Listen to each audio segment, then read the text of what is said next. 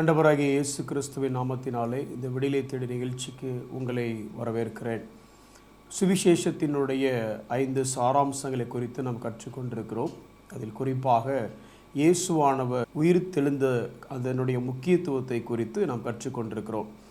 அதை எப்படி கற்றுக்கொண்டிருக்கிறோம் என்று சொன்னால், இயேசுவானவர் உயிர்த்தெழுந்த பின்பு அவர் சொல்லிய வார்த்தைகள், அவரை சுற்றி நடந்த சம்பவங்கள், இதன் அடிப்படையில் நம்ம கற்றுக்கொண்டிருக்கிறோம். இப்பொழுது அப்போஸ்தலர் 1வது அதிகாரத்தில் இயேசு உயிரோடு எழுந்து சீஷர்களுக்கு அதிக முறை காட்சி கொடுத்த போது ஒவ்வொரு முறையும் எதை குறித்து அதிகமாக பேசினார் என்று அந்த காரியத்தை நம்ம தியானிக்கிறோம். முதல்ல இதில் அவர் தேவனுடைய ராஜ்யத்தை குறித்து அதிகமாக பேசினதுனால தேவனுடைய ராஜ்யம் என்றால் என்ன என்பதை ஒரு தொடர் போதனையாக நம்ம கற்றுக்கொண்டிருக்கிறோம். குறிப்பாக மத்தேயு 13வது அதிகாரத்தில் தேவனுடைய ராஜ்யத்தை குறித்து அவர் ஓமைகளாக விளக்கின காரியங்களின் மூலமாக தேவனுடைய ராஜ்யம் எப்படிப்பட்டது, அதற்கு நாம் எவ்வாறு அதில் ராஜ்யத்துக்குள்ளே பிரவேசித்துட்டோமா இல்லையா அப்படிங்கிற காரியத்தை குறித்து நம்ம பல நாட்கள் படித்தோம். இன்றைக்கும் அதே ஒரு காரியத்தை, அந்த ராஜ்யத்தை குறித்த ஒரு காரியத்தை வேறு ஒரு பகுதியிலிருந்து நான் விளக்க விரும்புகிறேன். என்னோடு கூட சேர்ந்து நீங்கள் மத்தேயு 18வது அதிகாரத்தை திருப்பிக் கொள்ளுங்கள். அதில் 23வது வசனம் இப்படி சொல்லுது. என்ன சொல்லுது? எப்படியெனில், பரலோக ராஜ்யம் தன் ஊழியக்காரரிடத்தில் கணக்கு பார்க்க வேண்டும் என்றிருந்த ஒரு ராஜாவுக்கு ஒப்பாயிருக்கிறது. இங்கேயும் பரலோக ராஜ்யத்தை பற்றி தான் இயேசு கிறிஸ்து சொல்லுகிறார். ஆனால் எப்படி சொல்லுகிறார்? ஒரு ஊழியக்காரர் தன்னுடைய எஜமானுக்கும் ஒரு ஊழியக்காரருக்கும் நடக்கக்கூடிய அந்த ஆடிட்டிங் ப்ராசஸ், அதன் அடிப்படையில் சொல்கிறார்.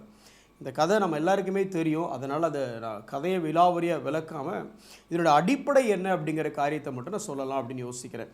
அதில் கணக்கு பார்க்க ஆரம்பிக்கிறாங்க. 10,000 தாலந்து ஒருத்தன் கடன் பட்டிருக்கிறான். அந்த 10,000 தாலந்தை இன்றைக்கி இருக்கிற பணத்தினுடைய மதிப்போடு நீங்கள் அதை மாற்றி யோசிச்சிங்க அப்படின்னா, அன்னைக்கு ஒரு பாலஸ்தீனிய தேசத்தில் இருக்கக்கூடிய ஒரு மனிதன் 800 அந்த ஊர் பணத்துக்கு 800 பணம் அல்லது 800 தாளந்தை அவன் டேக்ஸாகவே பே பண்ணுவானாமா ஒரு வருஷத்துக்கு. இப்போ இந்த மனுஷன் வாங்கியிருக்க இந்த 10,000 தாளந்தை அதை கால்குலேட் பண்ணி இன்னைய பணத்துக்கு அவங்க சொன்னாங்கன்னா எப்படி சொல்கிறாங்க? $10 மில்லியன் அப்படின்னு. நீங்களே கணக்கு போட்டு பார்த்துடுங்க. ஒரு மில்லியன்னா எத்தனை ஜீரோ வரும், ஒரு டாலர்னால் எவ்வளோ நம்ம ரூபா காசுக்கு போட்டு பார்த்துங்க. அவ்வளோ பணம் அவன் கடன் பட்டிருக்கிறான். இப்போ இந்த கடன் பட்ட உடனே ஆப்வியஸாக அவனால் அதை கட்ட முடியல. அவனுக்கு அதுக்கு தேவையான நிர்வாகம் இல்லை. அதனால் அவன் என்ன பண்ணுறான்னா, பெண் ஜாதி பிள்ளைகள் எல்லாவற்றையும் விற்று கடனை தீர்த்தா கூட தீர்க்க முடியாது. ஸோ அவர் வாராரு, வந்து வணங்கி, பாஸ் என்னை மன்னிச்சிருக்க பாஸ்ன்னு சொல்லிட்டு ஒரு காலில் விழுந்து அவர் கேட்குறாரு. கேட்ட உடனே அவர் என்ன பண்ணுறாரு? மனம் இறங்கி, அந்த வசனம் இப்படி சொல்லுது பாருங்களேன், 27வது வசனம். அந்த ஊழியக்காரனுடைய ஆண்டவன் மனதிறங்கி அவனை விடுதலை பண்ணி, மனசு இறங்குறாரு, விடுதலை பண்ணுறாரு, கடனையும் வேண்டான்னு சொல்லிட்டாரு, கடனையும் அவனுக்கு மன்னித்து விட்டான். இப்போ நம்மால் இந்த மன்னிப்பை வாங்கிட்டு ரோட்டில் போயிட்டுருக்கிறாரு. போகும்பொழுது இவர்கிட்ட கடன் வாங்கின ஒருத்தர் அந்த பக்கமாக வராரு. வந்த உடனே எப்படி யோசிச்சிருக்கணும்? கோடிக்கணக்கில் நமக்கு மன்னிக்கப்பட்டிருக்கு. இந்த ஆள் எதுக்கு வந்தவன்? நம்மகிட்ட அவன் ஏறக்குறைய ஒரு நாள் சம்பளம் மாதிரி அந்த அளவுக்கு குறைந்த ஒரு அமௌண்ட்டு தான் இவன்ட்டு அவன் கடனை வாங்கியிருந்தான். ஆனால் இவர் உடனே என்ன பண்ணாருன்னா, அவனை கண்டு பிடிச்சி, அவன் தொண்டையை பிடிச்சி நெரிச்சு, நீ பட்ட கடனை எனக்கு உடனே தீர்க்கணும்னு சொன்னால் அவன் காலில் விழுந்து, ஐயா என்னால் முடியாது, என்னை விட்டுருங்க அப்படின்னு சொல்கிறான். எப்படியாவது கஷ்டப்பட்டு நான் செய்கிறேன், கொஞ்சம் டைம் கொடுங்க அப்படிங்கிறான். ஆனாலும் அவன் பட்ட கடனை தீர்க்கும் அளவுக்கு அவனை எங்கொண்டே போட்டார்னா ஜெயிலில் கொண்டே போட்டார். இவரை ஜெயிலில் போட்டிருக்கணும், ஆனால் ஜெயிலில் போடலை.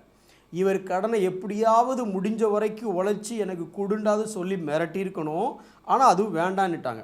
இப்படி முழு விடுதலையும் அனுபவித்து வந்தவர், இவ்வளோ பெரிய விடுதலை அனுபவித்தவர், இத்தனோண்டு கடன்பட்ட ஒருத்தனை கொண்டு போய் ஜெயிலில் கொண்டு போட்டார். இந்த ஓமையை ஆண்டவர் சொல்லிவிட்டு இதனுடைய கான்சிக்வன்சஸ் சொல்கிறார். என்ன சொல்கிறாரு அப்படின்னா, இதை தெரிஞ்சுக்கிட்டு ஒருத்தன் அவர் முதலாளிகிட்ட போய் சொல்ல, அந்த முதலாளி, ஏன்பா நான் உனக்கு எவ்வளோ மன்னித்தேன், நீ ஆனால் அவனுக்கு கொஞ்சம் கூட மன்னிக்கலையே, அதனால் உனக்கு கொடுக்கப்பட்ட மன்னிப்பு வாபஸ்.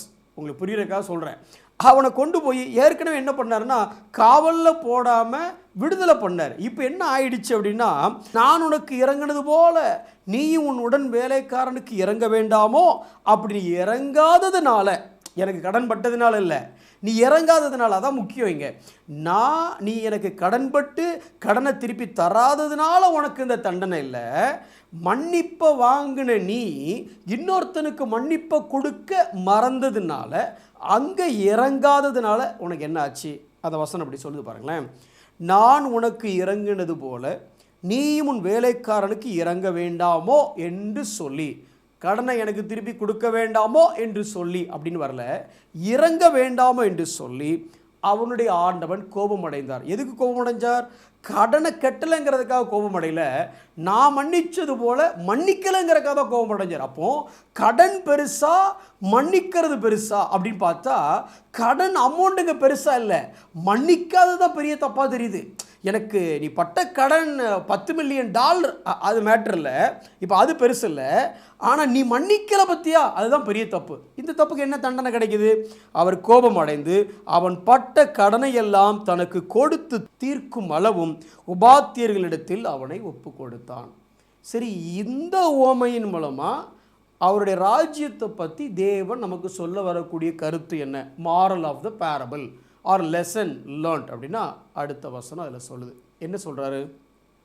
நீங்களும் அவனவன் தன் தன் சகோதரன் செய்த தப்பிதங்களை மனப்பூர்வமாய், எப்படி இருக்கு கவனிச்சிங்களா, மனப்பூர்வமாய் மன்னியாமற் போனால் என் பரமபிதாவும் உங்களுக்கு இப்படித்தான் செய்வார். அப்படின்னா நீ தப்பு செஞ்சதுனால இந்த தண்டனை அனுபவிக்கலை, நீ பாவம் பண்ணதுனால, பாவ கடன் பட்டதுனால இல்லை, தேவனுக்கு நீ செலுத்த வேண்டிய கடன் இவ்வளவு இருக்கிறதுனால நீ தண்டனை அனுபவிக்க போகிறதில்ல, நீ உன் சகோதரனுக்கு மன்னிக்காததுனால, இல்லை மனப்பூர்வமாக மன்னிக்காததுனால தான் இந்த தண்டனை அனுபவிக்க போகிற. அப்போ கடனுக்கான தண்டனை கிடையாதுங்க. சரி, இது எதனால் இந்த கதையை அவர் சொன்னார்? இந்த பின்னணி என்னன்னு பார்த்தா அப்படின்னா, நம்ம பேதுரு ஐயா போய் அவர்கிட்ட ஒரு கேள்வி கேட்டார். என்ன கேட்டாருன்னா, இங்கே பாருங்கள், ஒருத்தன் எனக்கு விரோதமாக தப்பு பண்ணான்னா நான் எத்தனை முறை மன்னிக்கணும்? அதில் 2 விஷயம் யோசிக்கணும். ஒருத்தன் எனக்கு விரோதமாக தப்பு பண்ணா அப்படின்னு கேட்கும் போதே பேதுரு என்ன சொல்ல வரேன்னா, பைதவே ஆண்டவரை பார்த்துருக்கேன், நம்ம தப்பு பண்ணுற பழக்கெல்லாம் கிடையாது, நான் எவங்கிட்டே போய் தப்புலாம் பண்ணி அப்படிலாம் நிற்க மாட்டேன். இப்போ என் கேள்வி என்னென்னா, என்கிட்ட ஒருத்தன் தப்பு பண்ணான்னா அப்போ அங்கே என்ன ஆகுதுன்னா, தப்பு பண்ணுற இடத்துல நான் இல்லை, என்கிட்ட வர்ற எவனோ ஒருத்தன் தப்பு பண்ணான், என் சகோதரன் தப்பு பண்ணா, பைதவே நான் தப்பு பண்ண மாட்டேன், அதை விட்டுருங்க, என்கிட்ட வந்து என் சகோதரன் தப்பு பண்ணனா எத்தனை முறை மன்னிக்கிறவன? சரி, ரைட்டு, இது ஒரு பாயிண்ட். இன்னொரு பாயிண்ட் என்ன அப்படின்னா, மன்னிக்கிறதுங்கிறதே அன்பின் அடிப்படை தான். ஆனால் எபேசியர் 3வது அதிகாரம் 17 முதல் 19 வரைக்கும் வாசித்து பார்த்தீங்கன்னா, இந்த அன்புக்கு பேசிக் அளவே கிடையாது. நீளம், அகலம், உயரம், எத்தனை முறை, எத்தனை வாட்டிங்கிற அளவே கிடையவே கிடையாது. ஆனால் இப்போ பேதுரு சொல்ல வரும்போது என்ன சொல்ல வர்றாரு? எத்தனை முறை மன்னிக்கணும்? அப்போ நீ அன்பினால் மன்னிச்சேன்னா அன்புக்கு வரையறையே கிடையாதுன்னா, உனக்கு அன்பை பற்றி முழுசாக புரிஞ்சிருந்துச்சுன்னா நீ கண்டிப்பாக இந்த கேள்வி நீ கேட்டிருக்கவே மாட்டேன். ஆனால் ஆண்டவர் எவ்வளோ ஞானமாக பதில் சொல்கிறார் பாருங்களேன். சரி, 7 முறை மன்னிச்சா போதுமானு பேதுரு கேட்குறாரு. ஏன் அவர் கேட்குறாருன்னா, இந்த யூத ரபிகள்லாம் 3 தடவை மன்னிச்சா போதுன்னு ஊரில் டீச் பண்ணிகிட்டு இருக்கானுங்க. ஆனால் நான் பாருங்கள், நம்ம ஸ்டாண்டர்டு டபுள் மடங்கு சார், அவங்கள விட நான் 100% பெரிய ஆள் சார். அவன் 3 தடவை மன்னிக்க சொல்கிறான், நான் வேண்டாம் கொஞ்சம் கூட்டி போட்டு 6 இல்லை வேண்டாம் 7 தடவை பூர்ணமாக மன்னிச்சா ஓகேவா? இல்லைப்பா, இதுவும் பத்தாது. சரி, அப்போ எப்படி தான் மன்னிக்கிறது? ஆண்டவர் சொல்கிற பதில் 70 × 7. இதை நம்ம கரெக்டாக கால்குலேட் பண்ணிடலாம், யோசிக்க வேண்டாம். ரொம்ப சிம்பிளாக யோசிச்சு பார்த்தீங்க அப்படின்னா, ஒரு 490 தடவை மன்னிடா அப்படின்னு என்ன அர்த்தம்? அப்படியே பழகிரும். It will become the habitual thing. அந்த வசனத்தில் என்னை ரொம்ப தொட்ட ஒரு காரியம் என்ன அப்படின்னா, நான் உனக்கு இறங்கினது போல நீயும் உன்னுடன் வேலைக்காரனுக்கு இறங்க வேண்டாமோ. நம்மளுடைய ஜபத்தை கவனித்து பாருங்கள். இந்த பரமண்டலங்களில் இருக்கிற ஜபம் பண்ணுவோம்ல, அது எப்படி பண்ணுவோம்? நாங்கள் எங்கள் சகோதரோட குற்றங்களை மன்னிக்கிறது போல நீர் எங்களுக்கு மன்னியும். அது இந்த 2 வசனத்தை கணக்கு பண்ணி பாருங்களேன். அவர் என்ன சொல்கிறாருன்னா, நான் உனக்கு மன்னிச்சது போல நீ அவனுக்கு மன்னிங்கிறாரு. இப்போ நாமளும் என்ன சொல்கிறோம்? ஆமாம் ஆமாம், கரெக்டு, நாங்கள் எங்கள் சகோதரருக்கு மன்னிச்சுட்டே இருக்கோம் பார்த்தீங்களா, அதை மாதிரி நீங்களும் எங்களுக்கு மன்னிச்சிருங்க. யோசிச்சு பாருங்கள். பேசிக்காக இது எதை குறித்து சொல்லுகிறது என்று சொன்னால், மன்னிக்கிற சுபாவம். நீங்களும் நானும் ராஜ்யத்துக்குள்ளே வந்துட்டோம் அப்படின்னா, நாம் என் தேவன் நம்மளுடைய குற்றங்களை மன்னித்ததனுடைய அந்த அருமையை அறிந்திருந்தோமானால், நமக்கு முன்பாக செய்யப்படும் குற்றங்களை மன்னிக்கிற சுபாவம் உடையவர்களாக இருப்போம். இந்த சுபாவம் வளர வளர நீங்கள் ஒன்று தெரிஞ்சுக்கலாம், நான் இருக்கிறது ராஜ்யத்துக்குள்ளே. ஒருவேளை யார் மேலேயாவது மன்னிக்க முடியாத ஒரு வைராக்கியம் உங்களுக்கு இருந்துச்சுன்னா, இன்றைக்கி அந்த ஸ்பாவத்தை மாற்றிக்கொள்ளுங்கள். ஏன்னா உங்களுக்கு ஏகப்பட்ட கடனை அவர் மன்னிச்சிருக்கிறாரு. இந்த இத்தினோண்டு கடனை நீங்கள் ஏன் மன்னிக்கக்கூடாது? காரி டுன்புமோட கதையை போய் படித்து பாருங்கள்.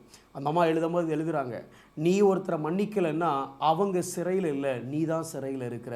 நீங்கள் மற்றவங்களை மன்னித்து உங்கள் சிறையிலிருந்து நீங்கள் விடுபடுங்கள். கண்களை மூடி நாம் ஜெபிப்போம். அன்புள்ள ஆண்டவரே, எங்களுக்கு நீர் இறங்கின அளவை நாங்கள் நினைத்து பார்க்கும் பொழுது அப்பா, எந்த ஒரு சகோதரனையும் மன்னிக்க முடியாத ஒரு நிலைமைக்கு நாங்கள் போவதற்கு வாய்ப்பே இல்லை ஆண்டவரே. கடனை கட்டி தீர்க்காததினால் அவனுக்கு தண்டனை அல்ல, அவனுக்கு மன்னிக்கப்பட்டது போல, அவனுக்கு இரக்கம் காண்பிக்கப்பட்டது போல அவன் இரக்கம் மற்றவர்களிடத்தில் காண்பிக்காததினால் அவனுக்கு அந்த தண்டனை ஆண்டவரே. அப்பா, உம்முடைய ராஜ்யத்துக்குள்ளே இருக்கிற நாங்கள் நீர் எங்களை மன்னித்தது போல, நீர் எங்களை மனப்பூர்வமாய் மன்னித்தது போல, நீர் எங்களை எதிரியாயிருந்த எங்களை உம்முடைய பிள்ளைகளாய் ஏற்றுக்கொண்டு அந்த அளவுக்கு மன்னித்தது போல நாங்களும் எங்கள் சகோதரர்களை, எங்கள் உறவுகளை மன்னிக்கத்தக்க கிருபையை எங்களுக்கு தாங்க. ராஜ்யத்தின் பிள்ளைகளாக வாழ உதவி செய்யுங்க. இயேசுவின் நாமத்தில் ஜெபிக்கிறோம் நல்ல பிதாவே, ஆமென்.